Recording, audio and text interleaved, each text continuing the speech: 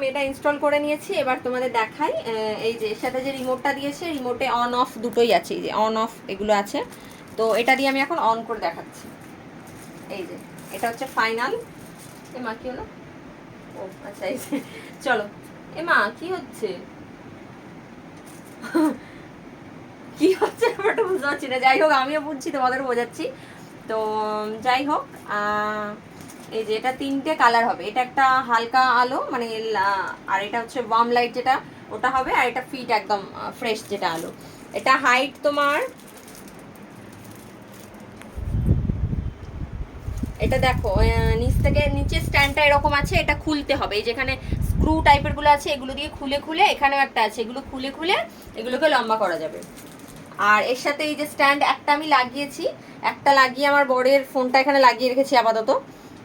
তো এই যে আমার বরের ফোনটা আপাতত এখানে লাগানো আছে। এখানে আরও দুটো ফোন লাগানো যাবে, আরও দুটো ফোন লাগানো যাবে।